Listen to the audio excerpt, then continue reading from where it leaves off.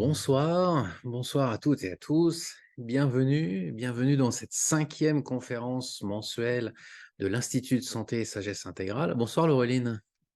Bonsoir Eric, merci de ton invitation. Bonsoir à tous. Eh bien, je suis heureux ce soir donc de vous présenter donc cette 5e conférence. Alors avant de commencer, je voudrais juste réintroduire ce qu'est l'Institut de santé et sagesse intégrale. J'ai créé cet institut en fin 2022 et on a ouvert au printemps 2023. Il se situe près de Genève, en France voisine. Et l'objectif de cet institut, en fait, est de réunir deux choses qui semblent antinomiques dans nos contrées occidentales et dans nos cultures modernes, qui est la santé d'un côté et la spiritualité de l'autre. Voilà, d'où l'idée de cette idée de Institut de santé et sagesse intégrale. Et on essaie en fait, par nos pratiques à cet institut, d'avoir une vision holistique de l'homme, une vision globale, une vision intégrale, c'est pour ça qu'il y a aussi le terme intégral, de la santé, de la sagesse, dans la compréhension que corps, souffle, énergie et esprit en fait, sont totalement liés, interreliés, interdépendants. Qu'est-ce qu'on fait? On propose des conférences mensuelles, je propose aussi des consultations de naturopathie, je suis aussi coach, donc je peux aussi accompagner des personnes. On pratique la méditation de pleine présence, dont on va parler ce soir. Et puis, à partir d'ici quelques mois, on va commencer à lancer des formations en présentiel, éventuellement aussi des formations en ligne, pour promouvoir l'autonomie en santé. Et cette autonomie en santé, elle passe aussi par notre spiritualité, comment on prend soin de notre esprit, on prend soin du corps, de l'esprit pour développer cette forme d'autonomie. Voilà, donc ça va venir, il faut le mettre en place, mais vous avez l'adresse internet de l'Institut, n'hésitez pas à vous abonner à notre infolettre qui vous permettra d'avoir toutes les informations concernant les futures formations et conférences. Alors, le thème ce soir, donc le soin par la conscience. Voilà, donc on parle souvent du soin, prendre soin de soi au niveau du corps, éventuellement en psychothérapie, mais prendre soin de soi par la conscience. Et donc on va aussi parler de ce qu'est la conscience. C'est quelque chose qu'on voulait aborder avec Laureline et avoir des regards croisés de nos pratiques tous les deux. Alors, nous sommes tous les deux naturopathes, on va se présenter, hein, mais Laureline est hypnothérapeute et moi, je suis enseignant de méditation. Mais donc, en quoi la méditation, qui est souvent présentée dans la presse comme quelque chose qui fait du bien, qui développe le bien-être, qui est aussi bon pour la santé, ou l'hypnose de l'autre côté, peuvent apporter du bien-être, du soin de soi. Et on va essayer de voir un peu les points communs, les points de convergence, les différences qu'il peut y avoir dans ces pratiques. Et on va vous parler de tout ça ce soir. Alors, Laureline, peut-être que tu peux te présenter, nous dire qui tu es, ton parcours, et puis je ferai de même ensuite. Oui, ok. Merci Eric déjà de ton invitation. Je suis très touchée. Et puis alors pour parler un petit peu de mon parcours, il est assez irrégulier, hein, parce que, enfin pas homogène en tout cas, dans le sens où au début j'étais partie sur du design de mode et du graphisme, donc rien à voir avec tout ça. Ça m'a fait, la vie m'a amené à me déplacer aussi au Canada. J'ai vécu 7 ans à Montréal. J'ai ma fille qui est née là-bas. Et puis finalement, j'ai décidé de changer de métier là-bas en, en me rapprochant de la naturopathie, un peu par hasard, à vrai dire. Au début, je voulais surtout me lancer dans l'hypnose, mais mon mari l'aurait pas franchement entendu de cette oreille. Et on peut dire que la naturopathie s'est un peu imposée à moi parce que c'est le premier mot qui est sorti de ma bouche quand j'ai expliqué à mon mari ce que je voulais faire. Et il m'a dit que ça avait l'air très bien comme métier. Donc, il avait l'air, lui, de savoir ce que c'était. Moi, j'en avais absolument aucune idée au moment où j'ai prononcé ce mot, naturopathe. Donc, le lendemain, j'ai pris rendez-vous avec une naturopathe et je me suis dit, mais ouais, c'est tout à fait ça, en fait. C'est exactement ça qu'il me faut. Et c'est comme ça que je me suis lancée dans cette formation au sein de l'école Synergie Naturopathie, qui devient l'école Synergie tout court, parce que nos cursus se diversifient là à partir de janvier 2024. Donc, j'ai suivi une formation de naturopathie et ensuite d'hypnose. Ma formation d'hypnose, je l'avais faite au CERFPA. J'avais pas été extrêmement comblée dans mes attentes par cette formation-là. Donc j'ai ensuite enchaîné sur une formation à l'Arche, qui est vraiment, pour moi, très, très complète.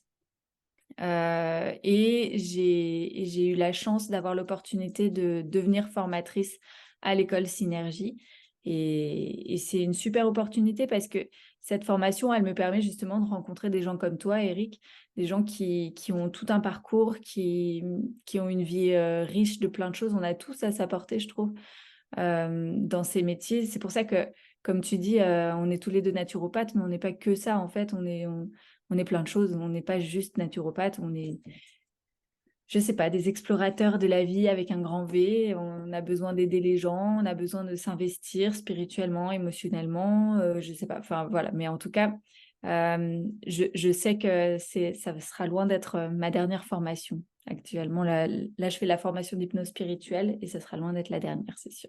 Bon, bah, merci. Moi, je m'appelle Éric Le Gall. J'ai un parcours atypique, particulier. J'ai commencé, fait une école de commerce. Je suis rentré dans le monde de l'entreprise, fait de la finance, j'ai fait du marketing. Et puis, à l'âge de 30 ans, j'ai fait ma crise de la cinquantaine. J'avais envie de passer à autre chose. Je me disais, mais quel est le sens de ce que je fais dans la vie? Et après une longue réflexion et méditation sur le sujet, après avoir découvert la méditation justement et aussi, le mode de vie peut-être avec plus de sagesse et de sérénité, de pays comme le Bhoutan, et bien je me suis installé dans un centre bouddhiste en Savoie qui s'appelle l'Institut Karmaling. J'y ai vécu pendant 7 ans, dont, j'ai fait, 3 ans et demi de retraite, la fameuse retraite de 3 ans et 3 mois. Et puis j'en suis sorti en 2014 et en 2014, je me suis dit: «Mais qu'est-ce que je vais faire de tout ça?» Donc bon, je suis devenu, j'ai fait les formations pour devenir, instructeur de méditation, facilitateur de pleine présence.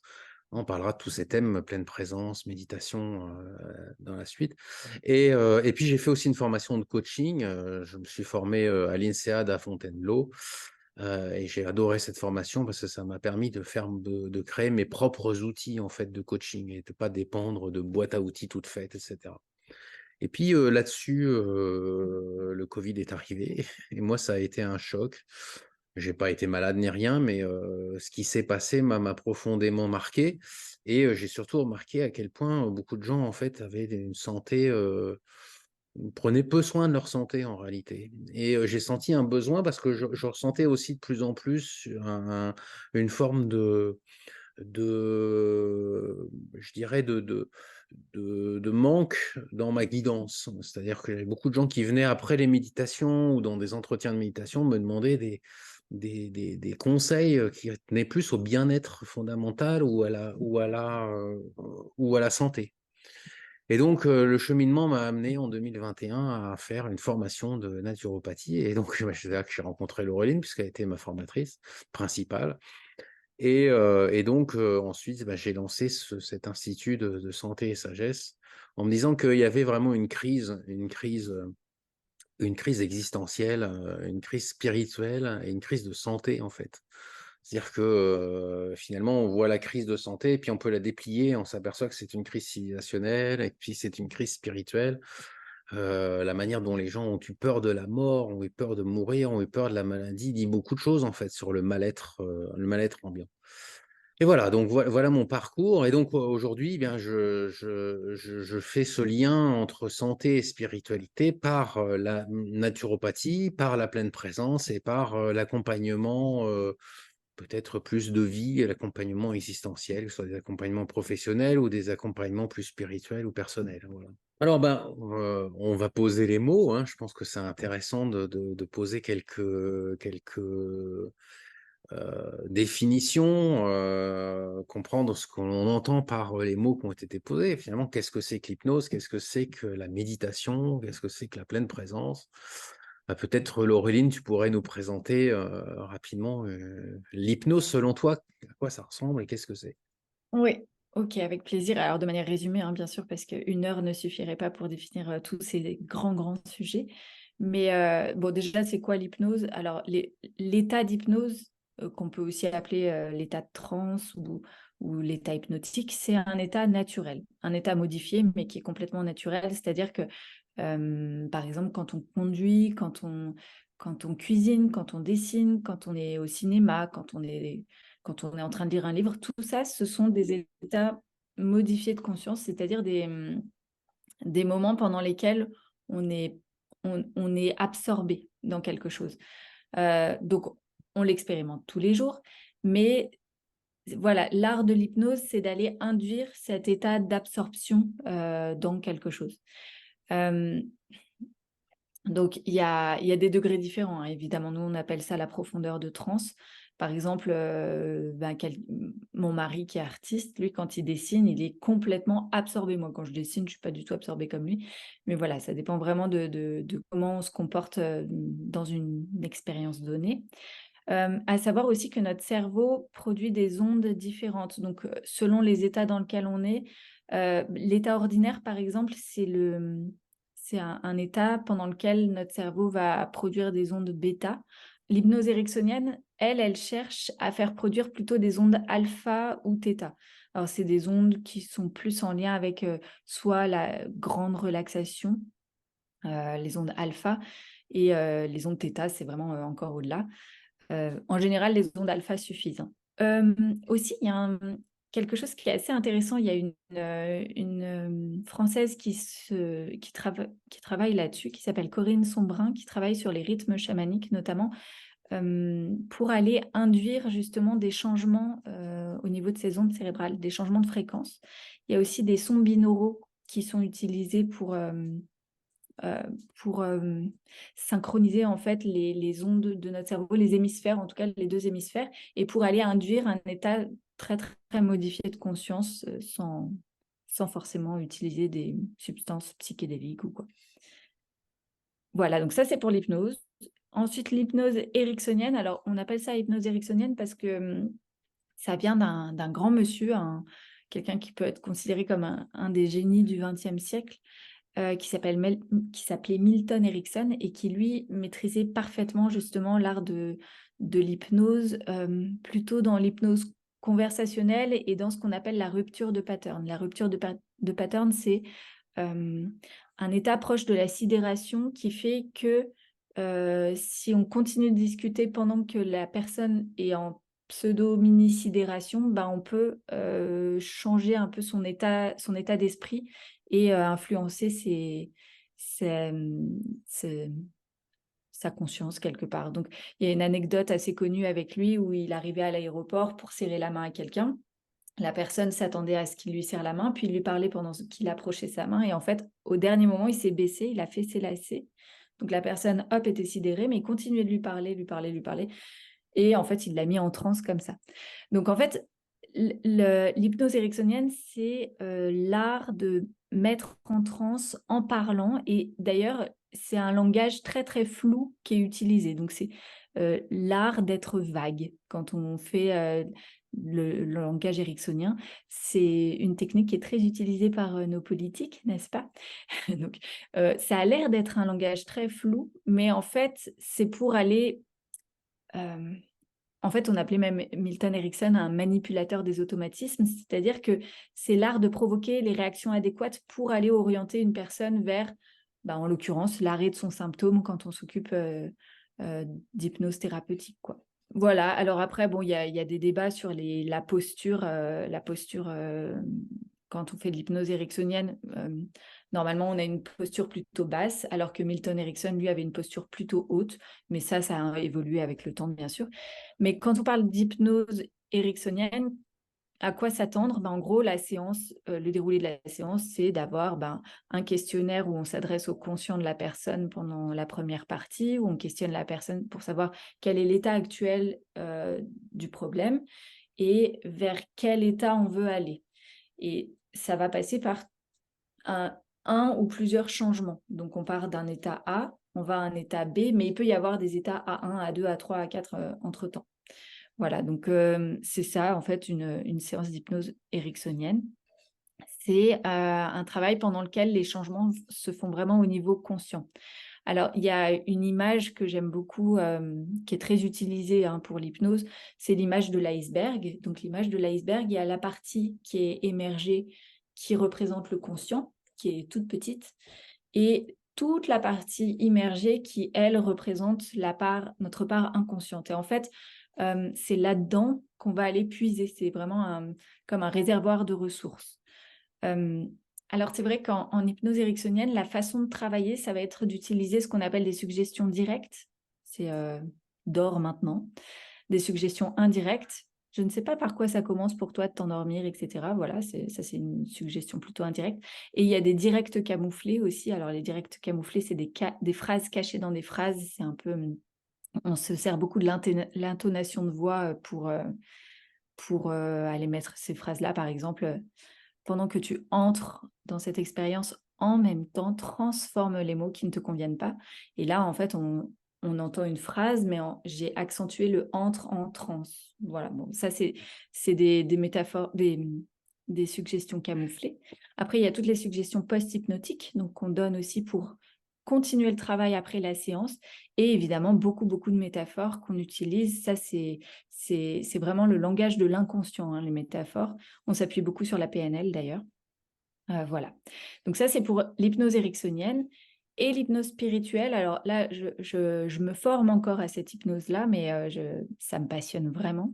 Dans cette hypnose, les changements, eux, se font à un niveau conscient. Donc tout à l'heure, c'était vraiment à un niveau inconscient. Là, au contraire, c'est un niveau conscient, mais on va solliciter ce qu'on appelle le supraconscient. Et là, il y aura une deuxième slide qui reprend cette image de l'iceberg, justement, avec la partie immergée. La partie immergée, sauf que la partie immergée qui correspond à notre inconscient propre, elle se dilue dans l'océan et elle devient à la fois l'inconscient propre, individuel, l'inconscient collectif et finalement le grand tout, le supraconscient.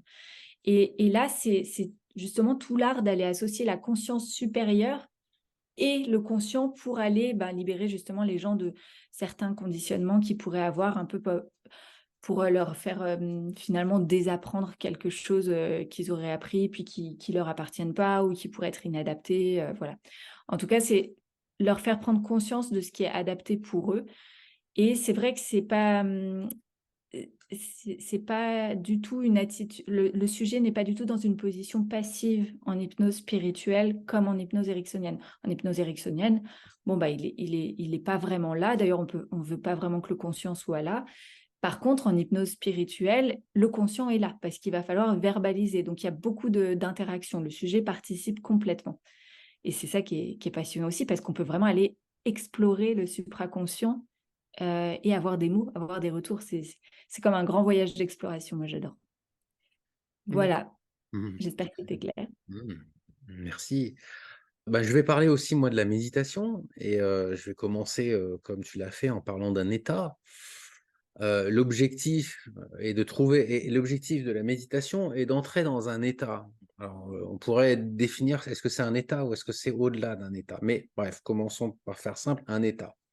Et cet état, je l'appelle l'état de pleine présence. On l'appelle, s'appelle l'état de pleine présence. Donc, c'est être pleinement présent à ce qui est là, ici et maintenant, sans superfétation mentale, sans rien rajouter à l'expérience, sans rajouter de conception, sans rajouter de nomination, sans rajouter d'émotion, sans rajouter quoi que ce soit d'inutile, en fait, sans rajouter, en fait, tout le commentaire qu'on peut avoir de manière habituelle. Voilà, je vous invite à aller réfléchir un instant à comment on vit chaque expérience et on s'aperçoit qu'en fait, on est tout le temps en train de commenter ce qui se passe. On est tout le temps en train de se dire, mais alors là, oui, je vais faire ça, ci, ça, et puis il se passe ci, et puis on nomme des choses, ah oui, t'as vu, et on est tout le temps en train de se dire quelque chose dans la tête. Et l'idée de la pleine présence, c'est d'être juste simplement présent sans cette surimposition, en fait, du mental, cette surimposition qui vient commenter.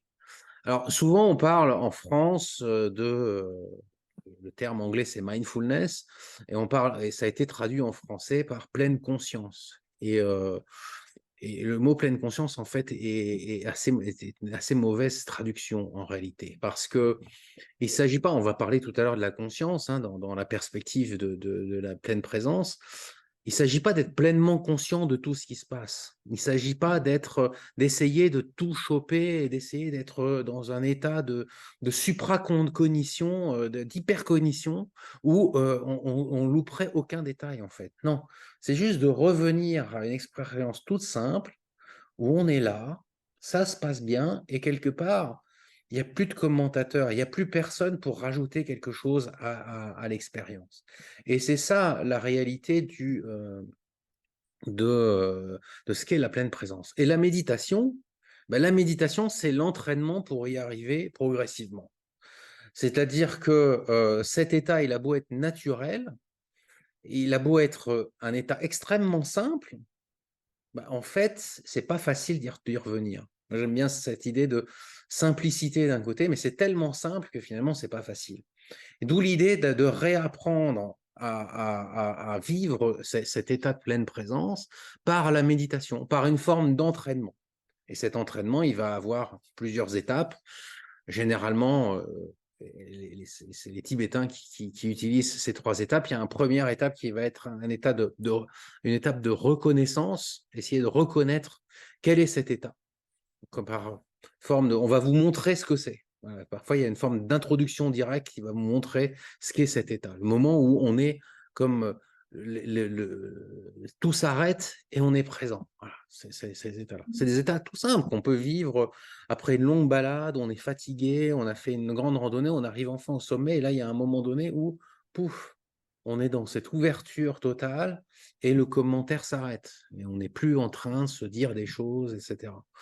On n'est plus en train de commenter ce qui est en train de se passer. Voilà, et on se sent hyper bien. Voilà. C'est ça, en fait, l'état de pleine présence. Donc, on va vous réapprendre, donc, dans un premier temps, à la reconnaissance, c'est-à-dire de vous montrer que cet état, vous le connaissez, mais vous ne le reconnaissez pas. Cet état, vous l'avez déjà vécu, simplement, vous n'êtes pas capable d'y revenir. Et donc, et vous n'êtes pas capable de le reconnaître totalement quand il est là. Et puis la deuxième étape, ça va être une étape de familiarisation. On va apprendre par la méditation, par des exercices, par des pratiques. C'est là la pratique sur le coussin ou la pratique en marchant, mais voilà, il y a plusieurs types de pratiques. Ça peut être aussi des pratiques yogiques avec du yoga, etc., qui va nous apprendre progressivement à revenir à cet état. On l'a reconnu. Ah oui, ah d'accord, ah c'est ça en fait. Ok. Bon, maintenant comment je fais pour y revenir? Je ne sais pas. Bon, on va vous donner des exercices, et c'est cet exercice, c'est ces exercices, c'est cet entraînement qu'on appelle la méditation. Voilà. Donc, méditer tous les jours. Alors, je voudrais juste dire une chose sur le mot méditation, parce que méditation, il y a les méditations de Descartes, il y a les méditations, ça peut, en Occident, c'est quelque chose qu'on considère comme assez mental. Voilà, on lit un texte et on médite dessus, on y réfléchit. C'est plutôt l'idée d'une contemplation, de revenir à un état contemplatif. D'ailleurs, ça existe aussi dans la tripartition chrétienne, il y avait lectio, méditatio, contemplatio. Et donc, pour revenir à ça, je dirais plutôt que cette expérience, cet entraînement est un entraînement à la contemplation, à apprendre à contempler les choses. Alors, moi, je me suis formé dans la suite de mon maître, Lamadoni Rinpoche. Donc, d'abord dans la tradition tibétaine, on apprend shamatha, le calme mental d'abord, pacifier son esprit, et ensuite vipassana, la vision directe transcendante. Et puis tout ce qui est la voie du Vajrayana, je ne vais pas rentrer dans les détails. Et puis il a créé un processus, il a créé une méthode qui s'appelle l'Open Mindfulness Training en anglais, où l'apprentissage de la présence ouverte et altruiste. Et il a écrit un livre qui s'appelle Le Manuel de pleine présence, le grand livre de la pleine présence. Et donc, il a fait une méthode en 8 semaines qui, dans ces méthodes, ressemble beaucoup à la MBSR, mais qui a ses spécificités liées à différentes traditions bouddhistes qui en découlent. Et donc, voilà, je me suis formé avec lui. Donc, je suis facilitateur de pleine présence à l'école de la pleine présence. Voilà. Donc, ça veut dire que j'enseigne cette méditation dans une tradition, certes, dans un mode laïque, ouvert à tous, c'est parce que c'est une expérience qui est universelle, humaine, naturelle, donc universelle, mais dont la méthode, en fait, a une origine spirituelle et une origine traditionnelle dans l'enseignement du Bouddha. Voilà, un peu pour faire la Ouais. présentation. Alors, on s'était dit avec Laureline que c'était bien de commencer par, on a parlé du soin par la conscience, de définir un peu qu'est-ce que la conscience selon les perspectives de l'hypnose d'un côté et de la méditation de l'autre. Alors, je ne sais pas si tu veux commencer ou Oui. si tu préfères que je commence. Ah bah, comme tu veux, c'est vrai que c'est très flou, bah, je peux commencer avec, ce que moi Oui. j'en sais parce que, Mhm. pour moi, clairement, le bouddhisme a vraiment une vision extrêmement précise et pointue justement de la conscience, beaucoup plus que nos sociétés, occidentales. Donc je vais commencer, sinon je ferai pas le figure derrière toi. Ok. Mais voilà, donc la conscience, c'est sûr qu'il faut noter que c'est quand même avant tout un concept extrêmement flou, vraiment très flou, très peu étudié scientifiquement, heu, philosophiquement quand même un peu depuis la nuit des temps, on s'entend, mais c'est la définition de la conscience est quand même très, très, approximative. Mais si on regarde du côté des sciences actuelles, elle situe plus ou moins la conscience dans le cerveau, hein. Ça, je parle de vraiment la science, hein, situe ça dans le cerveau. Mais comment dire? En gros, ce serait comme, un éclairage sur différentes zones de notre cerveau qui pourraient être utiles à un instant T, mais finalement, on pourrait penser que la conscience, elle est plutôt partout et nulle part à la fois. Il y a un monsieur, le docteur Olivier Chambon, que j'aime beaucoup, qui lui fait la, comparaison avec, le poste de radio. Il dit: «Mais, c'est comme si de chercher la conscience dans le cerveau, c'est comme si vous vouliez démonter un poste de radio et que vous cherchiez la musique. Ça revient à ça, en fait. C'est absolument inutile parce que le cerveau est plutôt comme un émetteur-récepteur de la conscience plutôt qu'un producteur de conscience. Alors, la science s'entend pour dire que non, non, non, la conscience est dans le cerveau. Tout ce qu'on vit est comme une illusion chimique, en fait, pour les scientifiques. Bon, je trouve ça un peu dommage. Heureusement, tous les scientifiques ne sont pas de cet avis-là, hein. Il y en a quand même qui travaillent à étudier ce fabuleux phénomène et concept qu'est la conscience. Il y a notamment un autre psychiatre que j'aime beaucoup aussi qui s'appelle le docteur Jacques Charbonnier, pardon, qui lui divise la conscience en deux branches.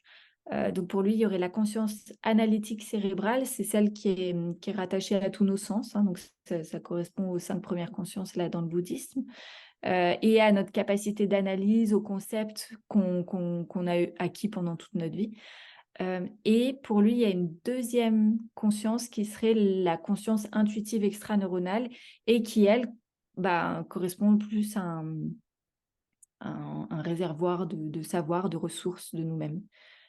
Alors, d'un point de vue de l'hypnose, ça c'était plus d'un point de vue scientifique, mais d'un point de vue de l'hypnose, le conscient correspond à notre analyse et notre logique. Donc, en hypnose ericksonienne, on ne va pas s'intéresser au conscient, à part quand on fait tout le questionnaire du début, hein, pour discuter avec la personne de où on en est, vers quoi on va, etc.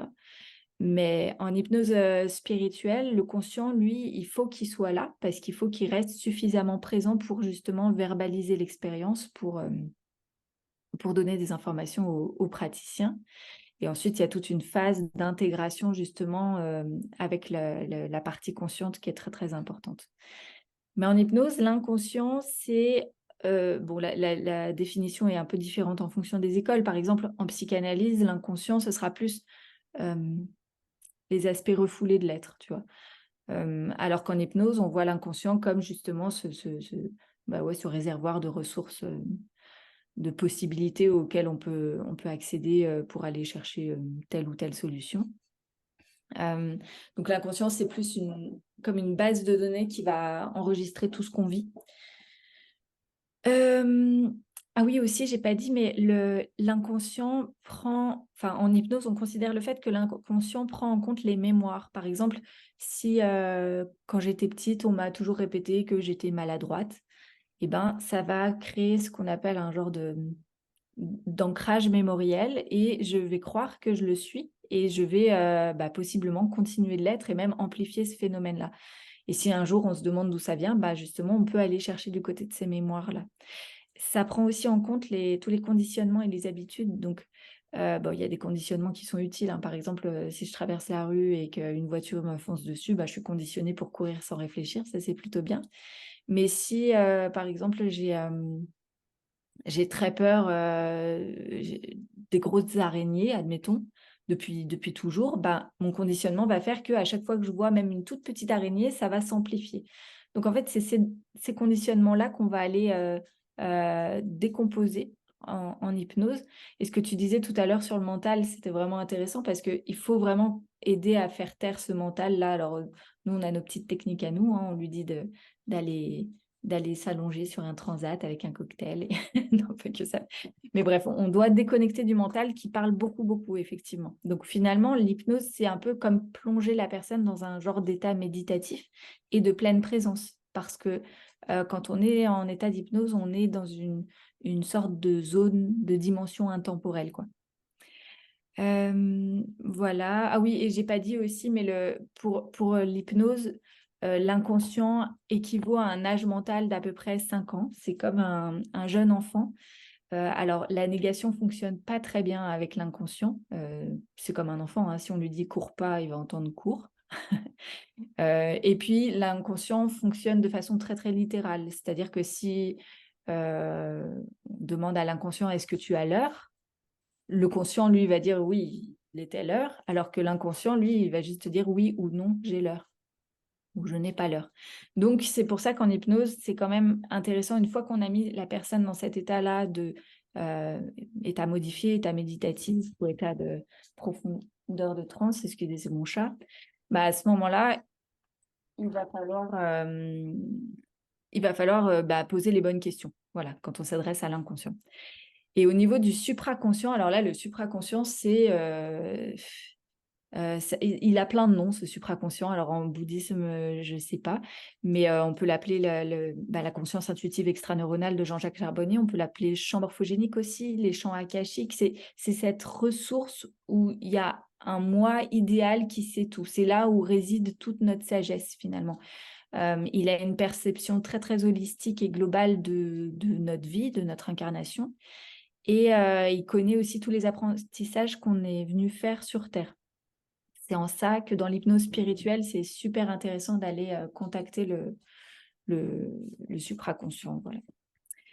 Alors moi, Mais je vais faire je vais vous donner une vision bouddhiste de la conscience. Alors, on pourrait y passer des heures, on pourrait y passer des mois. Il faut savoir qu'il y a des manuels entiers sur la conscience, hein. Il y a tout un corpus bouddhiste qui s'appelle l'Abhidharma, qui est la phénoménologie bouddhiste, qui explique ça. Qu'est-ce que c'est que la conscience?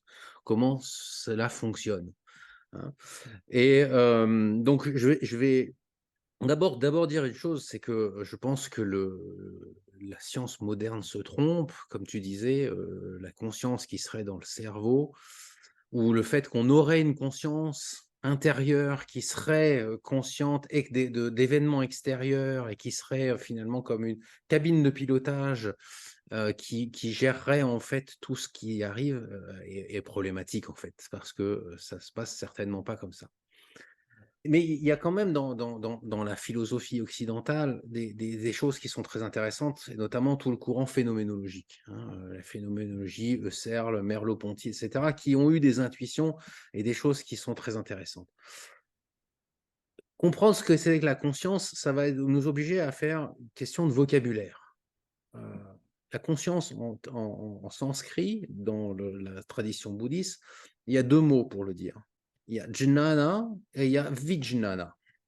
Alors, le sanskrit, c'est une langue indo-européenne, et donc il y a des racines dans ces mots que l'on retrouve dans nos mots à nous, n'est-ce pas? Donc, jna, jnana, jna, ça a donné gne, knowledge en anglais, on retrouve dans cognition, on retrouve dans toute dans la d'une certaine manière très déformée, la conscience, la gnose, et cetera. OK. Voilà, Ouais, donc on retrouve gnosis en grec, on retrouve cette racine indo-européenne. Et donc il y a 2 aspects, il y a jnana et il y a vijnana. Jnana, c'est la cognition, mais la cognition, pure, ou la cognition, on va dire, non duelle, première, telle qu'elle existe quand il n'y a pas de dualité. Et vijnana, donc c'est le même nom, hein, c'est la même racine, jnana, et vi vient dire la dualité. Vient dire qu'il y a la connaissance dans un mode duel. Un sujet, des objets et une relation entre ce sujet et ces objets. Ce que nous explique donc le bouddhisme, le dharma du Bouddha, l'enseignement du Bouddha, c'est que être conscient, c'est être nécessairement conscient de quelque chose. Il n'y a pas la conscience qui serait séparée des objets et qui serait séparée du sujet qui fait l'expérience. En fait, tout cela coémerge ensemble au même moment. Il y a le sujet, les objets les objets et la relation. Tout arrive en même temps, dans une forme de ce qu'on va appeler une saisie cognitive. C'est-à-dire que tout se saisit d'un coup et il y a cette polarisation qui va avoir lieu. Donc il n'y a pas un extérieur, un intérieur, et il n'y a pas une conscience qui serait une sorte de tour de contrôle de tous les objets. En fait, non, il y a une cognition, et cette cognition va aller saisir les objets, et en saisissant les objets, va saisir le sujet connaisseur. Et dans cette opposition entre les deux, c'est ça qu'on appelle la conscience. Il y a une relation qui se fait, et c'est ça qu'on appelle la conscience. Donc la saisie cognitive, c'est une saisie représentationniste. Qu'est-ce que ça veut dire représentationniste? C'est-à-dire que la conscience va se représenter la réalité. C'est-à-dire que l'expérience que l'on fait des choses n'est pas la réalité, c'est la représentation qu'on s'en fait. Et cette représentation se fait dans une saisie. Cette saisie, c'est que à partir du moment où il va y avoir un contact avec des objets, ces objets peuvent être extérieurs, ils peuvent être intérieurs, c'est aussi des pensées, c'est aussi des sensations intérieures, etc., ou des objets extérieurs, vus, entendus, etc.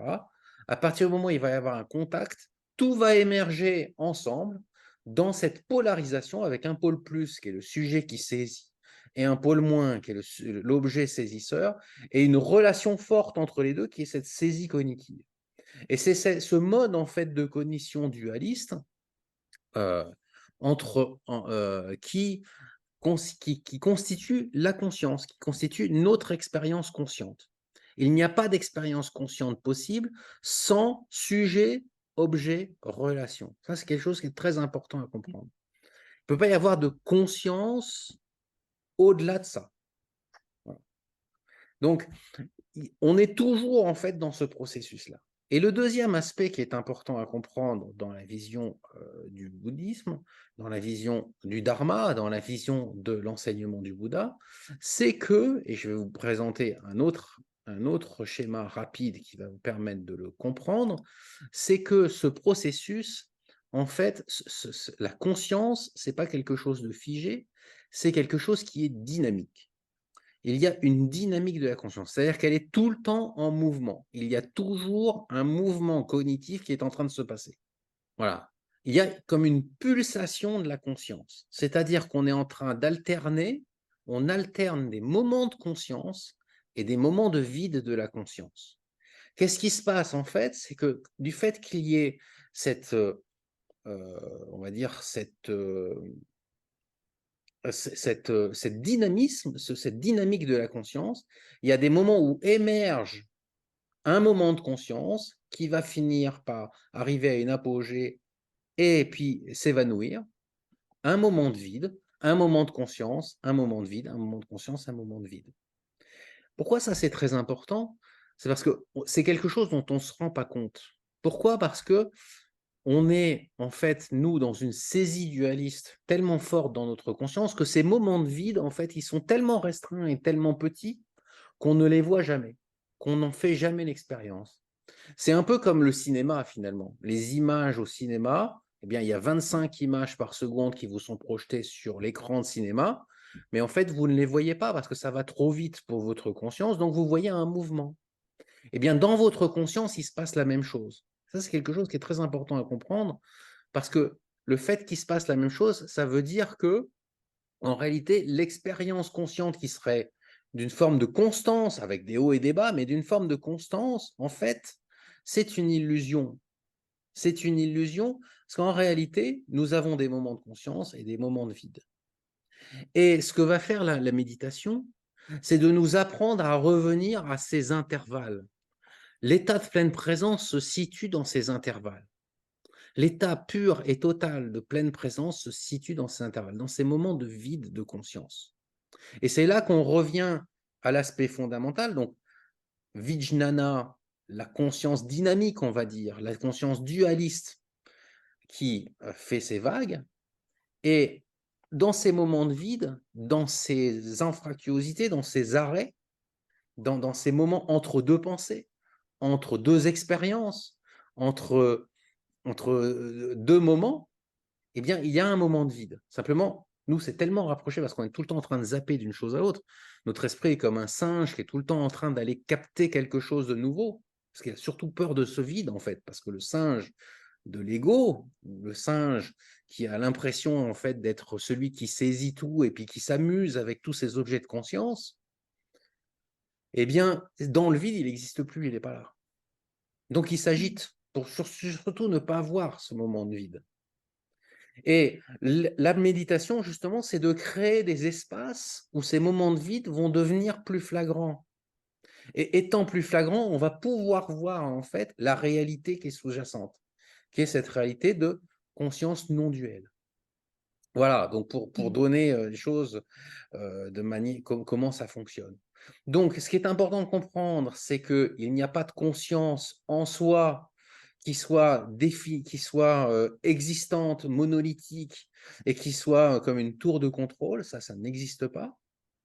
Il y a une conscience qui vit dans la polarisation entre sujet connaissant et objet connu, dans la relation entre les deux. C'est des relations qui vont être des relations de répulsion, d'attraction ou d'indifférence, mais c'est toujours une relation, donc il y a toujours une polarisation. Et le deuxième aspect, c'est de comprendre que oui, mais c'est dynamique. C'est dynamique, c'est-à-dire que ce n'est pas quelque chose qui se passe, qui est constant, on n'est pas constamment conscient. Il y a des moments, en fait, qui ne sont pas des moments d'inconscience, qui sont des moments d'arrêt de la conscience duelle, où il y a une autre chose qui est possible. Et ça, c'est des choses que dans l'expérience, en dehors de l'expérience de méditation, on peut expérimenter dans des moments d'extrême fatigue, dans des moments Mmh. de bâillement, dans des moments d'éternuement. On peut avoir une suspension, en fait. Parfois, on éternue et quelque chose ça s'arrête. Et puis, tout revient très vite. Dans un évanouissement, dans l'orgasme Mmh. même, c'est des choses qui peuvent exister, ce qu'on appelle la petite mort dans l'orgasme, qui vont être, en fait, ces moments, en fait, des moments de vide de conscience duelle. Et il y a autre chose derrière. C'est ça qui est intéressant. C'est qu'il y a une autre réalité, autre chose, une expérience non duelle, beaucoup plus directe qui est possible. Voilà, pour aller au plus simple.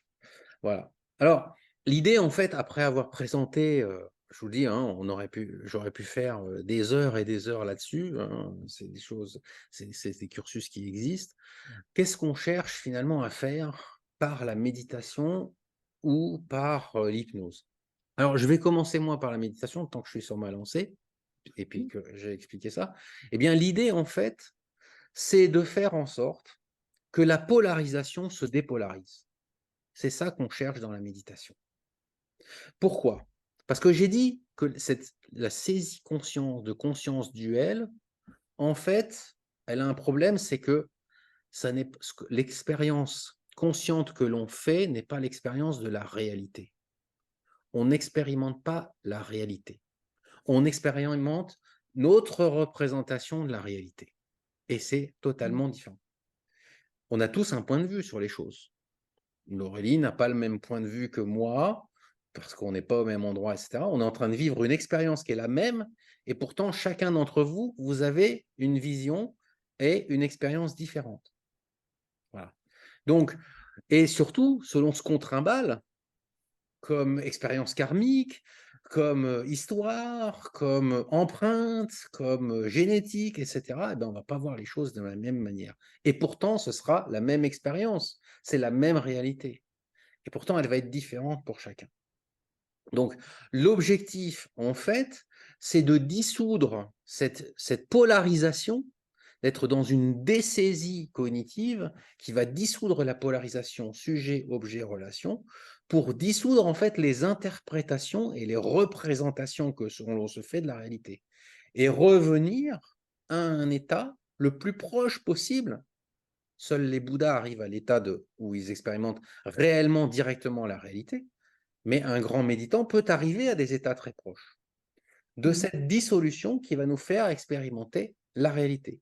La réalité de deux choses, la réalité de nos expériences, la réalité extérieure, la réalité des phénomènes, et la réalité de notre esprit, la nature fondamentale, la nature de l'esprit, voilà, qui est l'esprit lumineux, l'esprit est ouverture et l'esprit est sensibilité, et sensibilité bienveillante. Voilà. Mais saisi dans tout cela, il y a les passions, il y a les voiles et les obstructions, le voilement fait par le fait que on trimballe tous des choses, on a tous des propensions qui font que, eh bien, on n'expérimente pas le réel, mais on expérimente des expériences douloureuses, des expériences parfois plus joyeuses, mais souvent on revient quand même aux expériences d'insatisfaction, de disharmonie, etc. L'objectif de la méditation, c'est de revenir à la clarté. Cette clarté qui va nous permettre de voir la réalité. Notre conscience duelle, en fait, c'est le bocal que vous voyez sur la gauche de votre écran. C'est un verre d'eau boueuse. D'accord?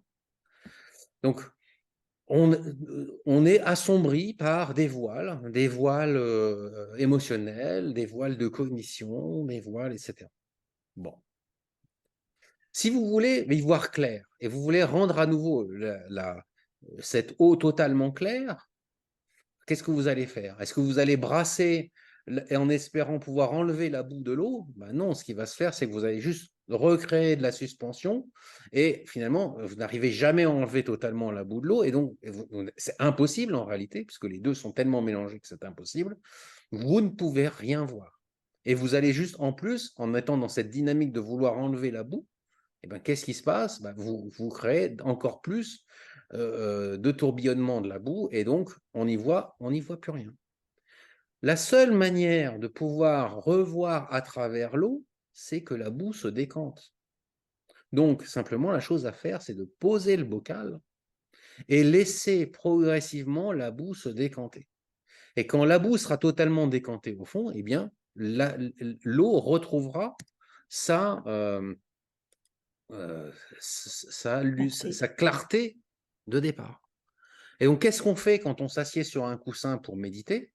Eh ben, c'est simplement ça, on décante. On laisse Mmh. décanter le mental. On laisse décanter la saisie cognitive plus que le mental. Mmh. On laisse décanter tout ce qu'on est en train de surimposer. Et ça va nous permettre justement de regagner cette clarté. Cette clarté. Et dans cette clarté, ça va nous permettre enfin, et c'est le dernier, ça va être mon dernier partage, qui est finalement, à force de décantation, il va se passer quelque chose, c'est que la dualité extrême qui est tout en haut, qu'on a vu tout à l'heure, sujet, objet, relation, avec les deux pôles, un pôle plus, un pôle moins, et une relation très forte, eh bien tout ça va finir par se diluer, va finir par se dessaisir, va finir par se désolidifier pour progressivement arriver à un état de non-dualité. Il n'y a plus de sujet, d'objet, de relation, mais un état naturel, ouvert, un état non-duel, non-duel, c'est-à-dire qu'il n'y a plus cette polarisation, et on dit sans centre ni périphérie, c'est-à-dire qu'il n'y a plus de moi, et il y a plus d'objet en fait, conçu. Voilà. Et ça, eh bien, c'est cet état de... Là, on arrive à l'état de bouddhéité. Hein, voilà. Je ne dis pas qu'on va en arriver là tous dans cette vie, etc. Mais le Bouddha, en fait, c'est ça. C'est-à-dire qu'il voit la clarté de son esprit, il voit la vacuité de son esprit, il voit la nature de son esprit. Voilà. Et il voit la nature de toute chose grâce à cela. Mais cela dit, par la méditation, on peut arriver à un état intermédiaire, déjà de commencer à désolidifier les choses, désolidifier nos visions du monde, désolidifier nos opinions, désolidifier les émotions perturbatrices, etc. Et déjà aller beaucoup mieux, avoir une vie beaucoup plus légère, prendre les choses avec beaucoup plus de sérénité, de simplicité, etc. Voilà. Donc c'est en ça que la méditation, eh bien, on va prendre soin en réalité de la conscience, non pas en essayant de changer quelque chose dans la conscience, mais en essayant de voir que la source de tous les problèmes, c'est la saisie cognitive. Hein. Plus on va saisir les choses de manière forte, et plus on va créer le fait de se taper la tête contre les murs de nos réalités, de nos représentations de la réalité. Ah, ça peut être un Mmh. enfer quand c'est très, très saisi. Hein, c'est les gens qui sont dans des paranoïas profondes que l'on trouve dans les hôpitaux, etc. C'est juste une sursaisie complète. Ils sont dans l'impossibilité de dessaisir quoi que ce soit. Nous, on a la possibilité, on a des hauts et des bas, il y a des moments où on va mieux, il y a des moments où on va moins bien. Bah, ça veut dire qu'en fait, notre capacité de saisie fluctue au fur et à mesure du temps. Et l'idée de la méditation, c'est finalement d'aller mieux par le fait que on peut quand même se détendre, on peut apprendre à prendre les choses avec moins de solidité, voir qu'en réalité, nos réalités bah, sont pas si solides que ça. Nos réalités sont pas la réalité. Nos représentations des choses sont pas les choses. Et aussi de voir que la source de tous nos problèmes, c'est pas le monde, c'est pas ce qui nous arrive. La source de tous nos problèmes, c'est notre saisie cognitive. C'est le fait qu'on s'accroche à des choses qui nous semblent impossibles, qu'on déteste, qu'on veut repousser, etc. Et c'est en ça que la méditation, c'est ça le processus en fait méditatif. Et c'est en ça que on va progressivement aller vers le soin et aller mieux et plus de bien-être. Santé, bonheur, bien-être. Voilà. OK, super, merci pour tes explications. C'était très clair, très imagé. Ça, les images, c'est quelque chose qui parle directement à l'inconscient, justement. Et alors, bah, du coup, j'enchaîne sur un sujet qui dévie un petit peu, mais qui me tient à cœur. C'est pour ça aussi que je me suis orientée vers l'hypnose spirituelle. C'est le sujet de, la vie après la vie.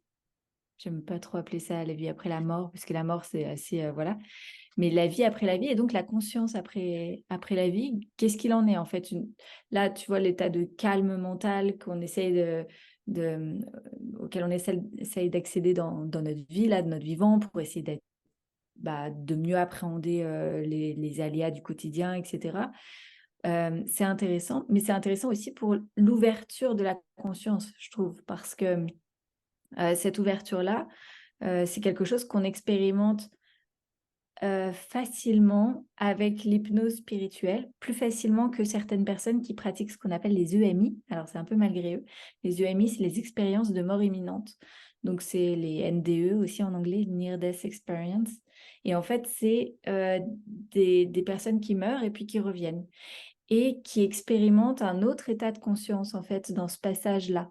Donc, nous, on est beaucoup sur notre vision à nous des choses, du monde, etc. Mais une fois qu'on meurt, on se rend compte que c'est pas forcément ça, la vie. Elle n'était pas comme on l'aperçoit. Alors l'hypnose spirituelle, elle sert à faire ça. Elle sert à amener une personne déjà dans ses vies antérieures. C'est vraiment un des axes principaux de l'hypnose spirituelle. Euh, c'est un peu dans la même démarche de toutes les thérapies transgénérationnelles dont on entend parler aujourd'hui. Les thérapies transgénérationnelles qui vont aller chercher la raison d'un blocage qu'on a dans notre vie actuelle, mais plus dans notre lignée. Et là, on peut aller chercher la raison de ce blocage, mais plus dans nos vies antérieures, voir s'il y a quelque chose de répétitif, un schéma qui se répète, et parfois d'en prendre conscience, donc de ramener ça à l'état de la conscience de la vie actuelle, ça suffit à débloquer, tout du moins en grande partie, quelque chose, une situation, un conditionnement. Donc finalement, l'hypnose spirituelle nous sert à faire régresser dans une vie antérieure, mais une fois qu'on fait régresser la personne, on la fait mourir. Dans cette ancienne incarnation, on la fait mourir, puis on la fait voyager dans l'entre-vie. Et donc, là, il y a un état de conscience qui est encore complètement différent. Et il y a une rencontre avec, alors c'est sûr, avec les guides, les êtres de lumière, les anges, appelez ça comme vous voulez, en fait, peu importe. Et une fois qu'on a fait ça, il peut aussi y avoir les interventions enfin, des contacts avec des défunts, par exemple, des énergies de personnes défuntes.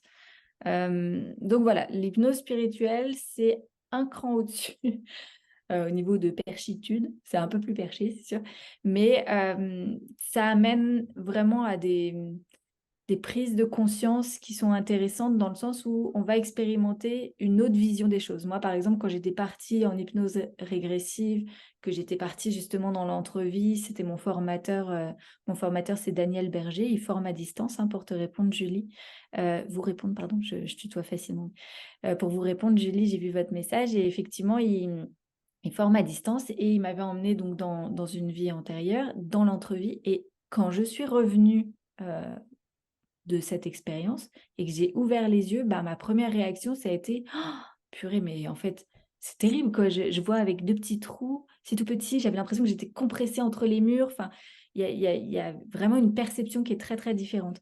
Alors ça m'amène très, très brièvement, j'essaye de faire vite, à vous parler justement de ça, c'est une réflexion que j'ai eue, notamment avec, ma mère qui s'intéresse beaucoup à tous ces sujets aussi et on en discute souvent. Et donc c'est ça, en fait, à la mort du corps physique, il y a tous les organes des sens qui vont cesser. Il y a une disparition progressive de toutes les consciences sensorielles. Donc vous, dans le bouddhisme, vous parlez des cinq consciences, hein, les 5 consciences sensorielles. Il y a les Même consciences 6. qui restent actives, hein? Il y en a même 6, mais bon. Ouais, ouais, bah, les consciences sensorielles, c'est les 5. Puis après, il y a la sixième conscience qui est la conscience, mentale, Mental. hein, l'intellect, voilà. La septième qui est Le le mental fait de souillé. percevoir voilà, qu'on est un moi. Oui, c'est ça. Et la huitième conscience qui est la conscience base de tout Mhm. et qui, elle, ne cesse jamais d'être présente. En fait, c'est ce cordon un peu entre d'une vie à l'autre, c'est ce cordon qui va perdurer. Donc, toutes les consciences qu'on avait pendant notre vie s'éteignent, la conscience baisse de tout perdure et puis elle se réactive différemment de l'autre côté. Donc, on a d'autres perceptions.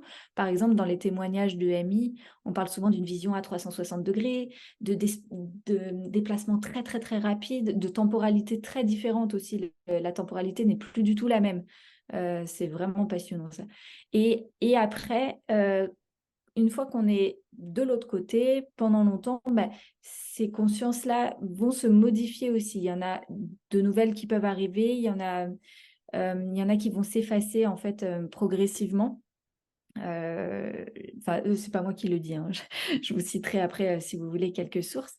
Mais voilà, donc la conscience voilée qui se caractérise en tant qu'ego, finalement, elle va finir par s'inactiver. Donc, ça peut laisser supposer euh, que c'est ça qui fait qu'on ne se souvient pas de notre vie quand on est décédé. On a du mal à se rappeler, à remettre tous les morceaux de la vie qu'on a passée. Voilà. Et puis, par contre, ensuite, une fois qu'on a une nouvelle incarnation, il y a un nouveau jeu qui arrive, et il y a jeu JE, et il y a des nouvelles consciences en fait qui vont se réactiver, une nouvelle personnalité qui va apparaître. Mais finalement, ce serait cette conscience, la huitième conscience, la conscience base de tout, qui pourrait perdurer euh, pendant tout ce processus-là. Oui. Oui, c'est Voilà. intéressant. Je rebondirai là-dessus en parlant de l'expérience dans le bouddhisme tibétain, en particulier des bardos. Donc, Oui. les bardos, Voilà. qu'est-ce que ça veut dire un bardo? Un bardo, c'est un intervalle. Voilà. Et vous reprenez si vous reprenez le graphique que j'ai montré tout à l'heure, ben, c'est typiquement des bardos. Finalement, on est dans des intervalles. Il y a l'intervalle qui est le moment de conscience et l'intervalle qui est le moment de vide. Le moment de conscience, le moment de vide. Le moment de conscience, le moment de vide. Et de vie en vie, c'est la même chose. Finalement, on est, on vit, on trépasse, comme dirait l'autre. C'est Et ça. puis, il y a un moment il y a un moment intermédiaire, et puis il va y avoir un nouveau moment, etc. Et c'est intéressant de voir la similarité, en fait, entre le cycle de la conscience, tel que je vous l'ai présenté brièvement, et le cycle de la vie. C'est-à-dire que naissance, vie, mort, moment intermédiaire, renaissance, revie, remords. À Mmh. nouveau, un moment En fait, intermédiaire. c'est le propre de la vie, hein, cette C'est pulsation, ça, c'est vraiment le c'est propre du ça. vivant, ouais. Et l'impression, finalement, la mort, telle qu'on l'entend, c'est jamais que la mort de notre ego, Mmh. notre individualité, ce qui nous a constitué à un moment donné, en corps, en parole, en esprit, en corps, en souffle, en esprit, comme quelque chose qui s'est identifié à un ego. Et puis ça se dissout. Et puis, mais la réalité, c'est que il y a un continuum de conscience qui va au-delà de ça, Voilà. et Mmh. qui peut perdurer, qui peut perdurer, et qui va perdurer. Alors, on va pas renaître. Quand on parle de renaissance, c'est pas la réincarnation d'un moi qui va se retrouver dans un autre corps, etc., mais qui va rester le même moi. Non, c'est pas comme ça que ça fonctionne. Hein. Il y a une perte en fait de la singularité, mais il y a un courant de conscience qui perdure. Alors c'est un mystère pour la plupart des gens, il y a quelque chose qui se passe, mais effectivement, dans ce que tu racontes, dans l'hypnose spirituelle ou dans les expériences de mort imminente, ou ce qu'ont expérimenté des grands yogis de la voie tibétaine, eh bien justement, il y a cette ouverture sur le fait que la naissance n'est pas le début, la vie n'est pas l'unique expérience possible, et la mort n'est pas la fin. Voilà. C'est la fin de quelque chose, oui. C'est la fin de ce qui sera une forme d'individualité. Et il y a un courant qui se passe, et ce courant, en fait, eh bien, il est malgré tout chargé de choses qui sont des imprégnations. Et ces imprégnations ce qu'on appelle des imprégnations karmiques, donc le karma, qui vont générer en fait une impulsion à se réincarner. Non pas dans le sens d'une réincarnation tel que on le croit, qui serait le moi qui se réincarne, mais de retrouver en fait un support pour retrouver une nouvelle individualité, pour que ces imprégnations puissent s'exprimer de nouveau quelque part. Et donc il y a, ce cheminement de conscience. Et donc tout cela se passe au-delà de la conscience, c'est-à-dire au-delà de la conscience duelle, c'est-à-dire qu'il y a vraiment comprendre qu'il y a des niveaux et des profondeurs. Voilà. Il y a la conscience, on a l'impression, par notre expérience habituelle, que la conscience, c'est juste moi qui expérimente quelque chose. Et que l'expérience, ce ne pourrait être que cela. Il n'y a pas d'autre possibilité d'expérience de la vie. Voilà. Or, il y a bien d'autres continuums en réalité. Le rêve, quelque part, quand on rêve, quand on est dans un état de rêve, eh bien, c'est une autre expérience consciente. Alors, elle se vit, elle aussi, dans la dualité, puisqu'il y a un rêveur qui fait un rêve et une relation qui est ce rêve. Oui. Mais qu'en est-il du sommeil profond? Dans le sommeil profond, Exactement. il n'y a plus personne. Il n'y a personne qui Le fait moment de l'expérience. Dans le sommeil profond, la plupart des gens ont une expérience de sommeil profond qui est un néant, qui est un rien. On ne se souvient de rien. Ok. Pourtant, quand on se réveille le lendemain matin, on est capable de dire: ah, j'ai super bien dormi, j'ai pas rêvé, j'ai super bien dormi. Mais pourtant, il n'y avait personne qui était là, puisque c'était sommeil profond. Donc, ça veut dire qu'il y a une continuité, puisqu'on a Mmh. été capable de juger en réalité que le sommeil a été extrêmement réparateur. Donc, il y a quelque chose qui a perduré, malgré le fait qu'il n'y avait pas personne pour faire l'expérience. Donc, c'est ça qui est intéressant. Et il y a un troisième aspect, qui est l'aspect de la nature de Bouddha, qui est l'aspect de la bouddhéité, qui est l'aspect de l'être éveillé, on va dire, où c'est une expérience qui n'est pas dans... C'est a priori une expérience qui ne se fait pas dans une expérience duelle, mais dans une expérience directe de la réalité. Donc, et là aussi, finalement, bah, c'est quelque chose, c'est comme si il faisait l'expérience du sommeil profond, mais que lui, il n'était pas abruti par ce sommeil profond.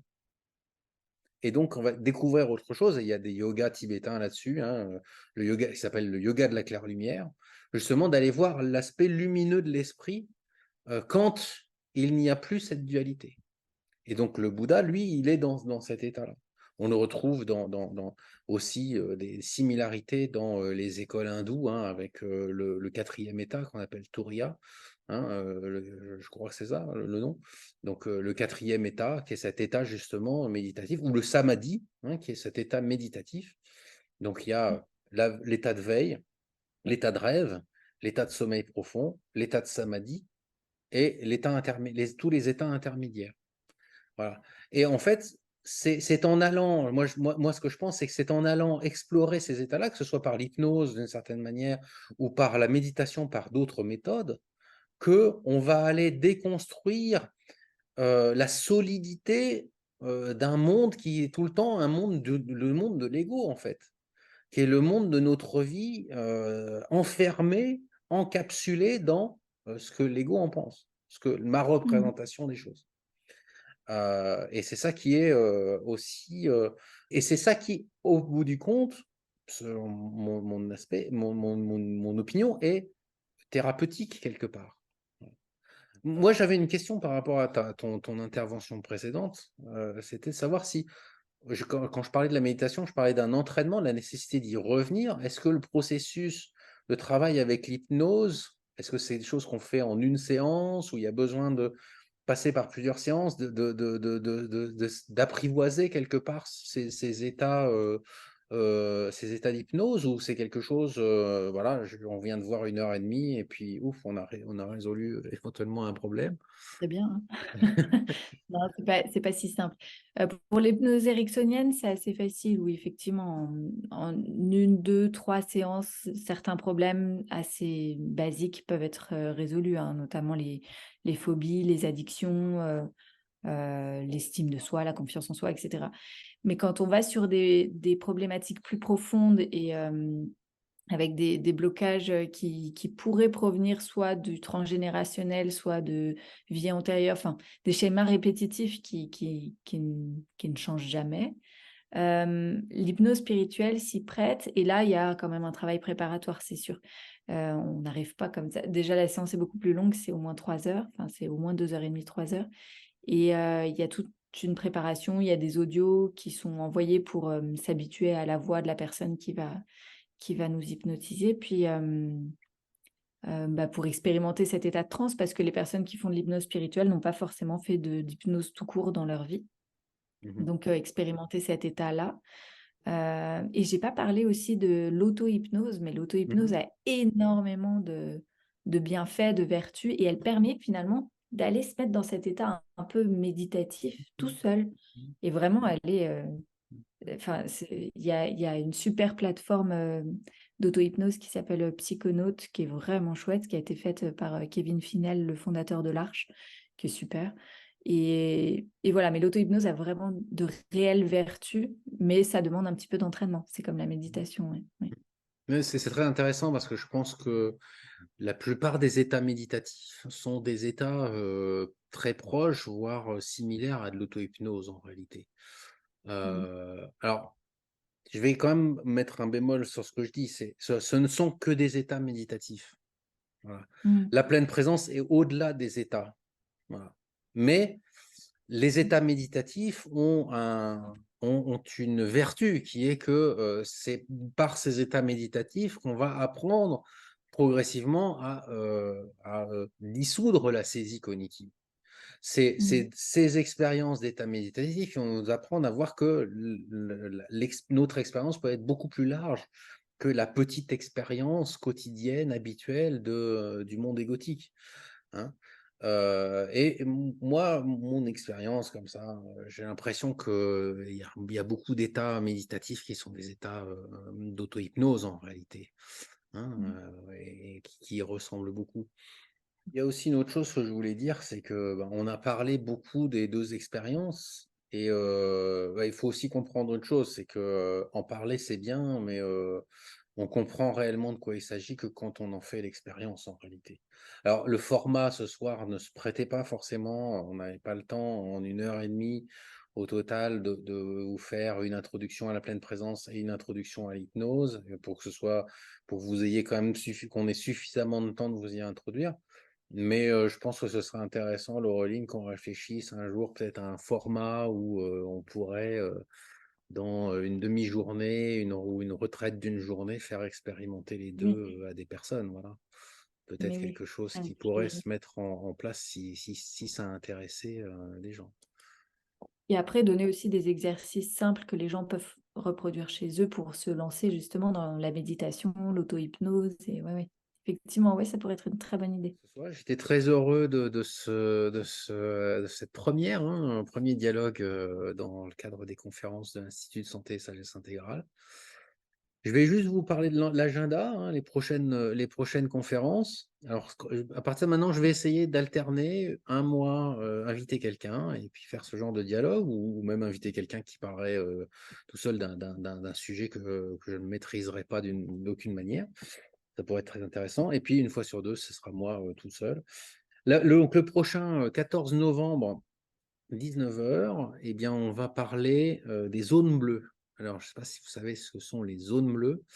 Ce sont des zones, il y en a 5 ou 6 dans le monde, où on trouve une proportion de centenaires en bonne santé euh, voilà, qui sont centenaires et qui sont en bonne santé et qui sont heureux de vivre. Voilà. Et ce qui est intéressant, c'est que donc, ces zones ont été étudiées à la fois dans l'aspect santé, dans l'aspect anthropologique, dans l'aspect cognitif, dans l'aspect sociologique, etc., pour essayer de comprendre, mais est-ce qu'il y a des facteurs particuliers qui seraient un peu communs à toutes ces zones, qui permettent d'expliquer pourquoi il y a tant de centenaires en bonne santé? Parce que nous aussi, on a beaucoup de centenaires en France, En bonne santé. mais en bonne santé, c'est déjà une autre histoire.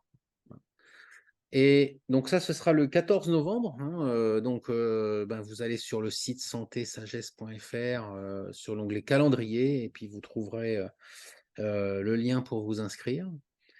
Et puis le 14 décembre, je vais accueillir Marie Delforge, qui est elle aussi formatrice à l'école Synergie, et on va parler du jeûne, et donc le jeûne dans deux perspectives, le jeûne comme une quête de santé et le jeûne comme une quête de spiritualité. Voilà, donc on va essayer aussi à nouveau sur un sujet qui peut être entre les deux, de trouver une double perspective, hein, toujours l'idée de santé et sagesse. Voilà, le jeûne. Donc on parle beaucoup du jeûne au niveau thérapeutique, santé, et puis c'est vrai que le jeûne existe dans de nombreuses traditions spirituelles, voire quasiment toutes en réalité si on y réfléchit. Et le jeûne a souvent une vertu initiatique ou une vertu de purification, et on va parler de purification de l'esprit, et on parlera de tout ça.